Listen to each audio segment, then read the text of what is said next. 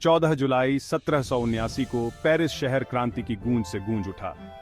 यह दिन इतिहास में एक महत्वपूर्ण मोड़ साबित हुआ, जब आम जनता ने अपने अधिकारों के लिए आवाज उठाई।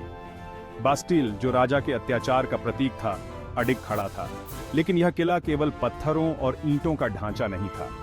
यह एक दमनकारी शासन का प्रतीक था, जिसने लोगों की स्वतंत्रता को कुचल रखा था। इसकी ऊंची दीवारें फ्रांसीसी राजशाही की ताकत का प्रमाण थीं। ये दीवारें न केवल भौतिक रूप से ऊंची थीं, बल्कि लोगों के मनोबल को भी दबाने का काम करती थीं। फिर भी लोगों की भावना, जो वर्षों के उत्पीड़न और अन्याय से भरी हुई थी, और भी मजबूत साबित हुई। उनके दिलों में स्वतंत्रता की लौ जल रही थी और वे किसी भी कीमत पर इसे हासिल करने के लिए तैयार थे। बस्टिल पर धावा बोलना सिर्फ एक किले पर हमला नहीं था, यह एक दमनकारी शासन के खिलाफ विरोध का प्रतीकात्मक कार्य था।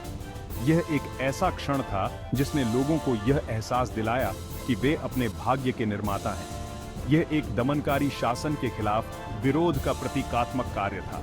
इस घटना ने लोगों को एकजुट किया और उन्हें यह विश्वास दिलाया कि वे एक साथ मिलकर किसी भी अत्याचार को हरा सकते हैं। इतिहास के पन्नों में हमेशा के लिए अंकित यह महत्वपूर्ण घटना फ्रांसीसी क्रांति की शुरुआत का प्रतीक थी। यह वह क्षण था जब लोगों ने अपने अधिकारों के लिए लड़ने का संकल्प लिया। यह क्रांति फ्रांस में आमूल सामाजिक और राजनीतिक उथल-पुथल का एक अशांत दौर था। इसने समाज के हर वर्ग को प्रभावित किया और एक नए युग की शुरुआत की। इसका गहरा प्रभाव केवल फ्रांस पर ही नहीं, बल्कि पूरी दुनिया पर पड़ा। इस क्रांति ने अन्य देशों को भी प्रेरित किया और वैश्विक स्तर पर स्वतंत्रता और समानता के विचारों को बढ़ावा दिया। बास्टिल पर हमले ने बदलाव की एक आग लगा दी, जो पूरे फ्रांस में फैल जाएगी और मानव इतिहास के पाठ्यक्रम पर एक अमिट छाप छोड़ेगी। यह आग केवल फ्रांस तक सीमित नहीं रही, बल्कि इसने पूरी दुनिया को बदलने की दिशा में एक महत्वपूर्ण कदम उठाया। फ्रांसीसी क्रांति को समझने के लिए हमें पहले 18वीं शताब्दी के अंत में फ्रांस में प्रिवेलिंग सामाजिक आर्थिक परिस्थितियों को समझना होगा। उस समय फ्रांस एक जटिल और असमान समाज था, जिसमें विभिन्न वर्गों के बीच गहरी खाई थी। फ्रांस 3 स्टेट्स में बंटा हुआ था। ये 3 स्टेट्स थे: फर्स्ट स्टेट, सेकंड स्टेट और थर्ड स्टेट। फर्स्ट स्टेट में पादरी वर्ग, जो चर्च से संबंधित था और समाज में एक महत्वपूर्ण भूमिका निभाता था। ये लोग धार्मिक और सामाजिक मामलों में काफी प्रभावशाली थे। सेकंड स्टेट में कुलीन वर्ग, जो मुख्यतः राजघरानों और उच्च वर्ग के लोगों से बना था। ये लोग संपन्न और शक्तिशाली थे और उनके पास बड़ी मात्रा में भूमि और संपत्ति थी। और थर्ड स्टेट में बाकी सभी लोग शामिल थे, अमीर व्यापारियों से लेकर गरीब किसानों तक। यह वर्ग सबसे बड़ा था और इसमें समाज के विभिन्न हिस्सों के लोग शामिल थे। जहां फर्स्ट और सेकंड स्टेट्स को अधिकांश करों से विशाल विशेषाधिकार और छूट प्राप्त थी, वहीं थर्ड स्टेट पर कर के बोझ का खामियाजा भुगतना पड़ता था। थर्ड स्टेट के लोग ही थे जो देश की अर्थव्यवस्था को चलाने के लिए सबसे अधिक योगदान देते थे, फिर भी उन्हें सबसे कम लाभ मिलता था। धन और शक्ति के इस असमान वितरण ने आक्रोश और असंतोष के लिए एक उर्वर भूमि बनाई। लोग अपने अधिकारों और न्याय के लिए आवाज उठाने लगे। फ्रांसीसी अर्थव्यवस्था संकट की स्थिति में थी। व्यापार और कृषि दोनों ही क्षेत्रों में समस्याएं बढ़ रही थी, जिससे आम जनता की स्थिति और भी खराब हो गई थी। राजशाही द्वारा वर्षों से किए जा रहे अत्यधिक खर्च, महंगे युद्धों और लगातार खराब फसल ने फ्रांस को दिवालियापन के कगार पर पहुंचा दिया था।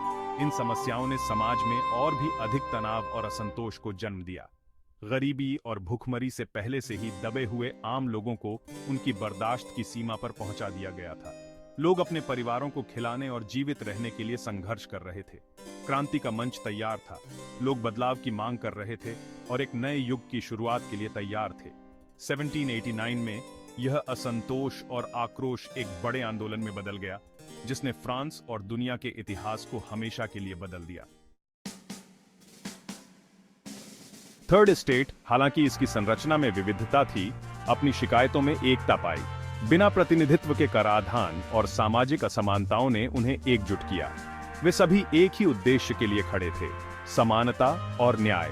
साथ ही विशेषाधिकार प्राप्त वर्गों द्वारा उनकी दुर्दशा के प्रति घोर उपेक्षा ने क्रोध और आक्रोश की आग लगा दी। यह उपेक्षा केवल उनके आर्थिक संघर्षों को ही नहीं, बल्कि उनके मानवीय गरिमा को भी चुनौती दे रही थी।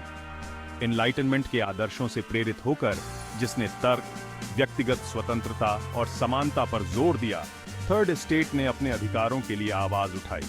वे अब केवल अपने लिए नहीं बल्कि आने वाली पीढ़ियों के लिए भी लड़ रहे थे। थर्ड एस्टेट ने मौजूदा सामाजिक व्यवस्था की वैधता पर सवाल उठाना शुरू कर दिया। वे जान गए थे कि अगर वे एकजुट होकर खड़े होंगे तो वे बदलाव ला सकते हैं। उनके सवाल अब केवल सवाल नहीं रहे बल्कि एक आंदोलन बन गए थे। उन्होंने एक निष्पक्ष व्यवस्था की मांग की जहां उनकी आवाज सुनी जाए और उनके अधिकारों को मान्यता दी जाए। यह मांग केवल एक राजनीतिक नारा नहीं थी बल्कि एक गहरी मानवीय आवश्यकता थी। बदलाव का आह्वान पूरे थर्ड एस्टेट में गूंज उठा। किसानों, कारीगरों और उभरते हुए मध्यम वर्ग को एक न्यायपूर्ण और न्यायसंगत समाज की साझा इच्छा में एकजुट किया। ये एक ऐसा समाज था जहां हर व्यक्ति को समान अवसर और सम्मान मिले। क्रांति अब दूर की गड़गड़ाहट नहीं रह गई थी। यह एक गड़गड़ाहट थी जिसने फ्रांसीसी राजशाही की नींव को हिला देने की धमकी दी थी। ये एक नई शुरुआत का संकेत था, एक ऐसा समय जब लोग अपने अधिकारों और स्वतंत्रता के लिए खड़े हो रहे थे।